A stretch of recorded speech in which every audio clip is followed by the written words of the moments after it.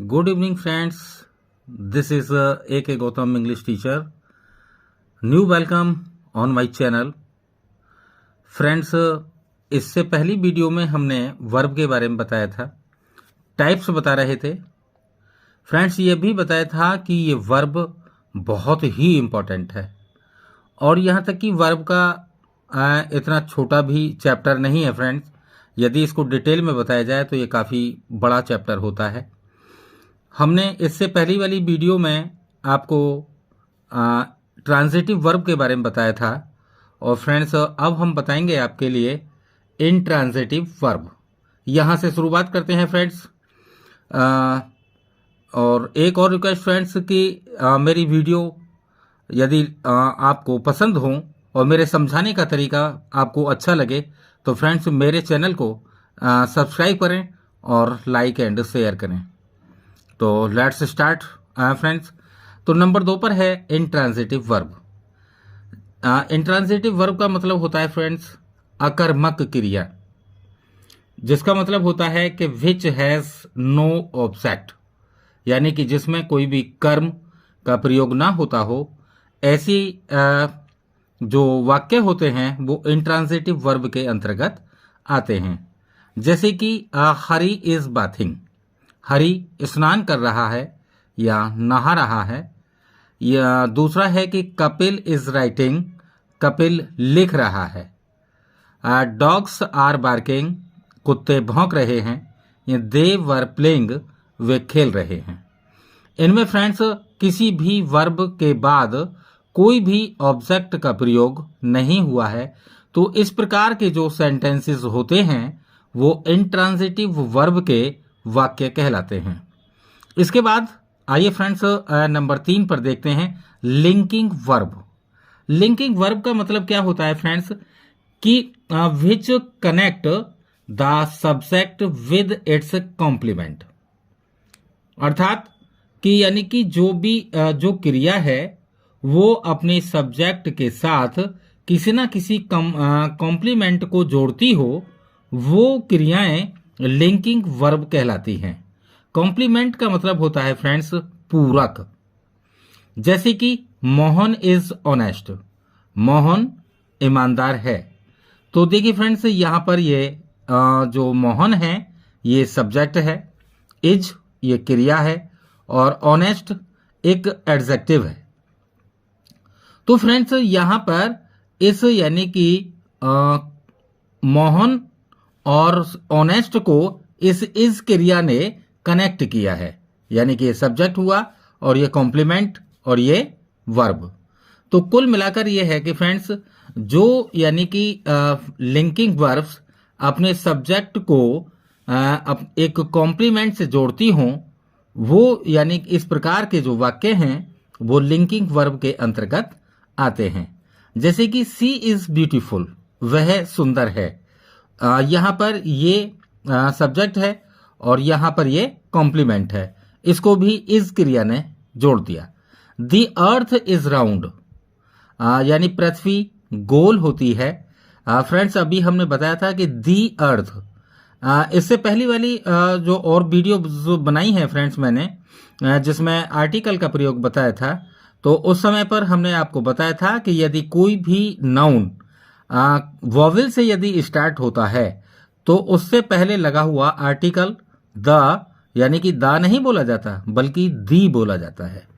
तो दी earth is round, तो अर्थ और राउंड को इस क्रिया ने जोड़ा, तो यह सब्जेक्ट हुआ और यह इसका कॉम्प्लीमेंट हुआ. यू आर ब्रेव, आप बहादुर हैं, यानी कि यू और ब्रेव इनको आर क्रिया ने जोड़ा, तो इट मीन्स ये लिंकिंग वर्ब है. ही वॉज रूड, वह असभ्य था, तो ही और रूड को वाज ने कनेक्ट किया. फ्रेंड्स ये लिंकिंग वर्ब है. दे वर पुअर, वे गरीब थे, तो दे और पुअर को इस वर ने कनेक्ट किया, तो फ्रेंड्स ये लिंकिंग वर्ब है. तो कुल मिलाकर फ्रेंड्स जैसे कि यहाँ पर इज, यहाँ पर भी इज का प्रयोग हुआ है, यहाँ पर भी इसका प्रयोग हुआ है, यहाँ आर का हुआ है, यहाँ वाज का हुआ है और यहाँ वर का हुआ है.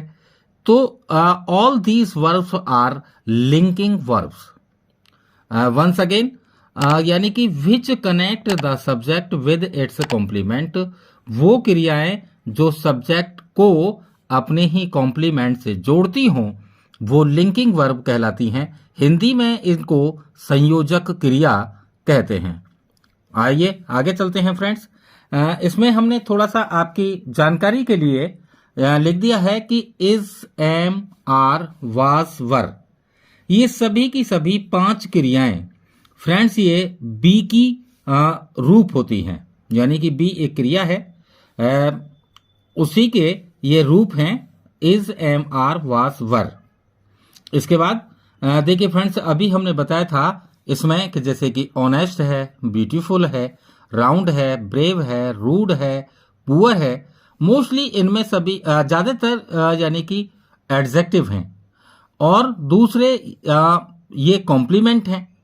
तो कॉम्प्लीमेंट के बारे में भी बताऊं फ्रेंड्स कि ये यानी कि कॉम्प्लीमेंट 2 प्रकार के होते हैं। तो फ्रेंड्स अपनी वीडियो में मैं चाहता हूं कि आपको एक एक बात एकदम क्लियर करके बताऊं ताकि सभी के समझ में बहुत ही अच्छे से आए, मेरी वीडियो आप लोगों को पसंद भी आए।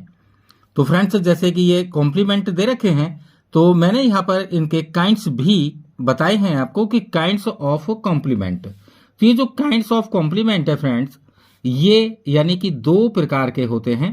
नंबर 1 सब्जेक्टिव कॉम्प्लीमेंट, यानी कि जब कॉम्प्लीमेंट वाक्य के सब्जेक्ट को स्पष्ट करे तो वो सब्जेक्टिव कॉम्प्लीमेंट कहलाता है।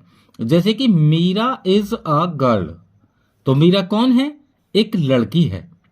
यानी सुरजीत बिकेम अ सोल्जर, यानी सुरजीत एक सैनिक बना। तो फ्रेंड्स यहां पर ये सब्जेक्टिव कॉम्प्लीमेंट हैं। और इसके बाद दूसरे जो नंबर पर होता है फ्रेंड्स वो है ऑब्जेक्टिव कॉम्प्लीमेंट। तो बड़े ही आसान है ये दोनों कॉम्प्लीमेंट। एक तो सब्जेक्टिव कॉम्प्लीमेंट होता है, एक ऑब्जेक्टिव कॉम्प्लीमेंट होता है।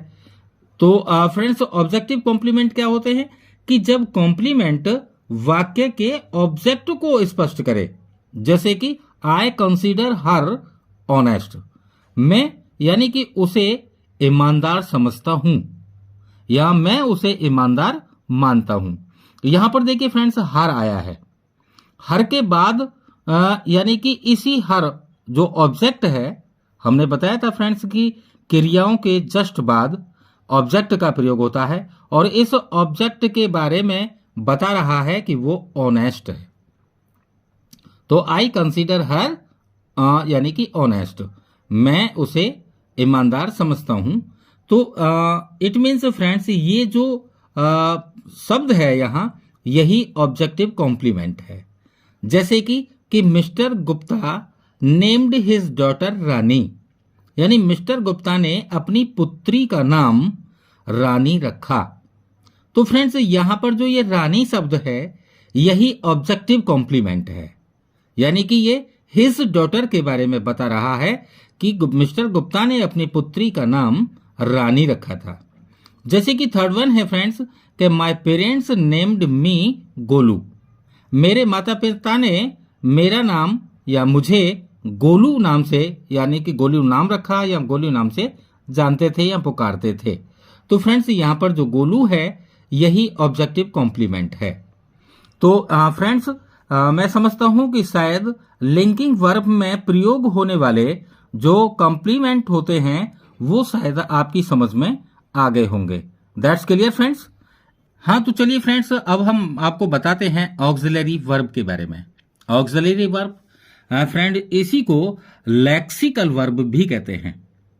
आपको मैंने इससे पहली वीडियो में जब इसके काइंड्स बताए थे तो फ्रेंड्स मैंने बताया था कि ऑक्सिलरी वर्ब ही हेल्पिंग वर्ब होती हैं, यानी इन्हें सहायक क्रिया कहा जाता है।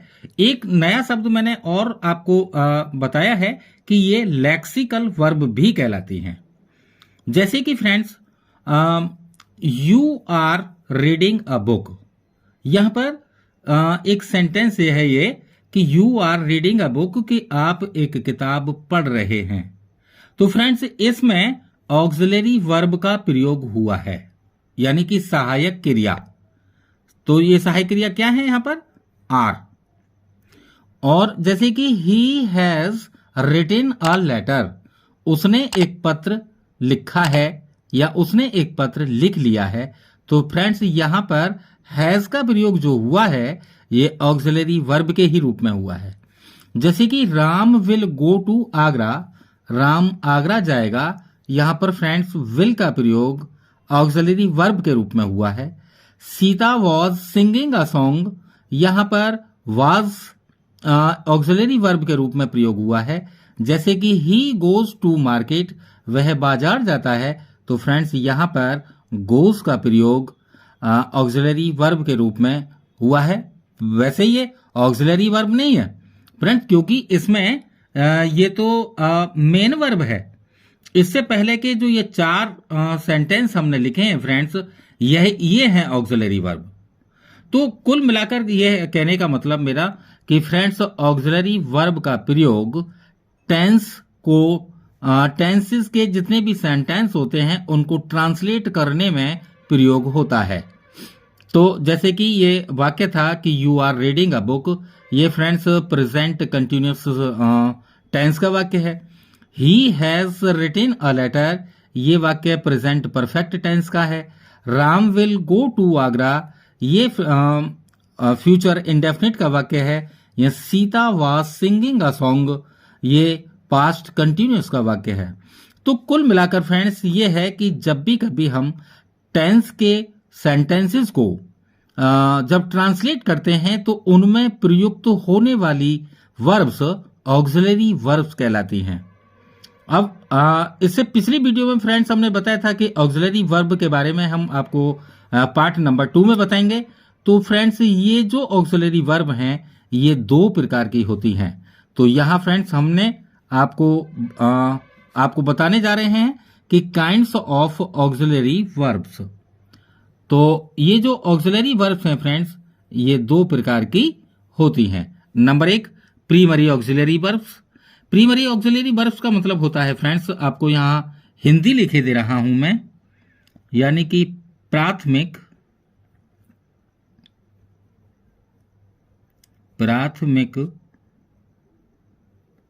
सहायक क्रिया, प्राथमिक सहायक क्रियाएं।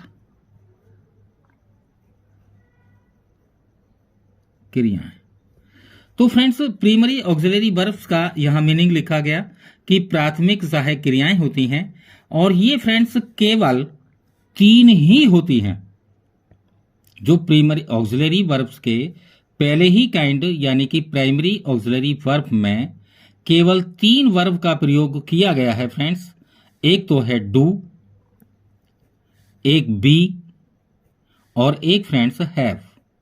इन 3 क्रियाओं का प्रयोग प्राइमरी ऑक्सिलरी वर्ब्स के रूप में होता है। फ्रेंड्स ये जो डू है यानी कि इसी की ये फॉर्म्स हैं खुद, एक तो डू और एक डज और तीसरी है डिड। तो फ्रेंड्स ये डू की फॉर्म्स हैं डू, डज, डिड। यहां फ्रेंड्स बी इसकी जो फॉर्म्स हैं वो 5 होती हैं। अभी थोड़ी देर पहले ही हमने बताया था कि इज, एम, आर, वाज और वर, ये 5 इस बी क्रिया के रूप होते हैं। और तीसरा है फ्रेंड्स हैव, इसके भी 3 रूप होते हैं यानी कि हैव, हैज और हैड। खुद यानी कि हैव और एक हैज और एक हैड। तो फ्रेंड्स ये क्लियर हो गया होगा कि जो प्राइमरी ऑक्सिलरी वर्ब्स होती हैं वो 3 होती हैं और इन तीनों के भी मैंने जो रूप हैं, इनकी जो फॉर्म्स हैं वो भी आपको यहां क्लियर करके दिखाई हैं कि डू, डज, डिड ये डू की फॉर्म्स होती हैं। इज, एम, आर, वाज, वर ये बी की फॉर्म्स होती हैं। हैज, हैव, हैड ये हैव की फॉर्म्स होती हैं। तो फ्रेंड्स अब जैसे कि डू या डज या फिर डिड, इनके बारे में आपको बताएं कि डू का प्रयोग जितने भी प्लूरल नंबर के सब्जेक्ट्स होते हैं प्रेजेंट इंडेफिनिट टेंस के इंटेरोगेटिव वाक्य में, तो फ्रेंड्स वहां पर हम डू का प्रयोग करते हैं। फॉर एग्जाम्पल जैसे कि हम आपको बताएं कि डू यू नो मी, क्या आप मुझे जानते हैं। तो फ्रेंड्स यहाँ पर डू, जब डू का जो प्रयोग हुआ है वो यू के साथ हुआ है, जैसे कि डज। तो डज का प्रयोग भी, डज का प्रयोग फ्रेंड्स सिंगुलर नंबर सब्जेक्ट के साथ होता है कि डज से कोई भी अपना सेंटेंस बनाया जाए। और ऐसे ही डिड, ये डिड जो होता है फ्रेंड्स, ये पास्ट इंडेफिनिट के इंटरोगेटिव सेंटेंस में यूज किया जाता है। जैसे कि अब ये बी की फॉर्म्स हैं, इज, एम, आर, वाज, वर, ये तो फ्रेंड्स कई बार हमने इस पूरी वीडियो में यूज करके दिखाई हैं। और जैसे कि हैव है, इसकी हैव की जो 3 फॉर्म्स हैं, ये हैज, हैव और हैड। तो फ्रेंड्स ये जो हैज और हैव है, ये प्रेजेंट परफेक्ट टेंस में प्रयोग की जाती हैं, और जो ये हैड है, ये पास्ट परफेक्ट टेंस में प्रयोग होती हैं। इसके बाद फ्रेंड्स दूसरा जो नंबर है ऑक्सिलरी वर्ब में, वो है model auxiliary verbs. Model auxiliary verbs का मतलब होता है फ्रेंड्स, इसकी भी हम हिंदी लिखें, ये होता है विधि सूचक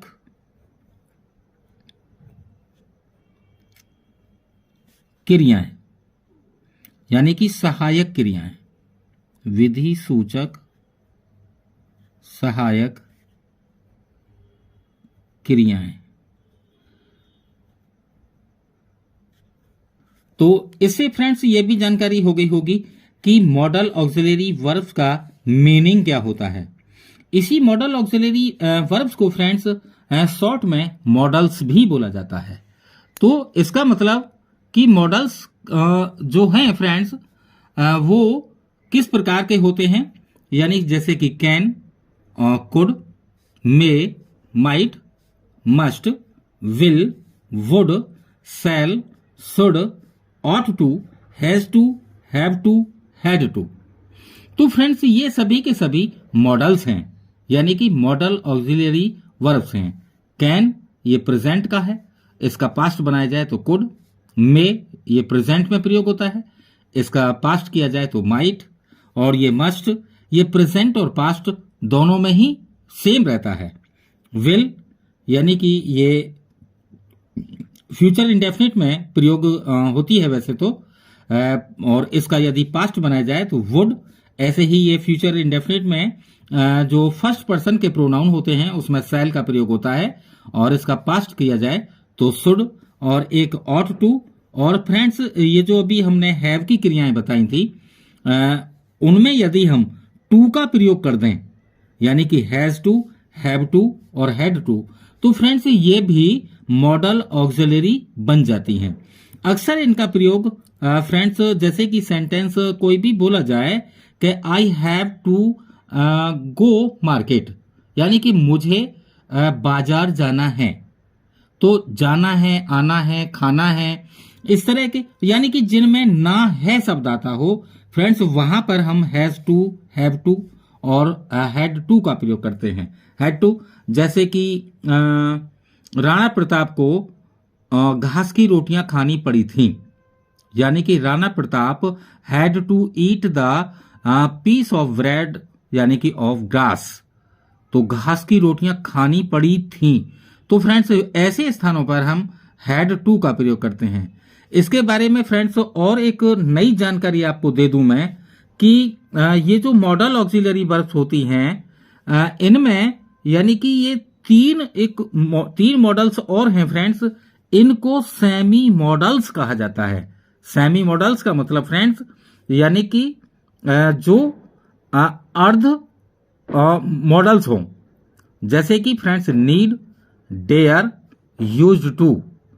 तो फ्रेंड्स ये नीड मोस्टली कहीं पर भी जब आवश्यकता की बात आती है तो वहां पर प्रयोग किया जाता है। डेयर हिम्मत, और यूज्ड टू यानी कि पास्ट टेंस में जब भी किसी कार्य को हम अभ्यस्त यानी कि जो जैसे कि निरंतर कार्य कोई भी किया जा रहा हो पास्ट टेंस में, उसमें हम यूज्ड टू का प्रयोग करते हैं। फॉर एग्जाम्पल इसके लिए बताऊं फ्रेंड्स, जैसे कि मेरी माँ रामायण पढ़ा करती थी, तो इट मीन्स अब नहीं पढ़ रही हैं। तो फ्रेंड्स यहां पर जब हम इसको ट्रांसलेट करेंगे कि my mother used to read the Ramayana. मेरी माँ रामायण पढ़ा करती थी। इट मीन्स अब नहीं पढ़ती हैं। वो पास्ट टेंस में हैबिचुअल थी। तो फ्रेंड्स, जब भी कभी पास्ट टेंस में हैबिचुअल एक्शन के बारे में बताया जाए तो वहां पर यूज्ड टू का प्रयोग करते हैं।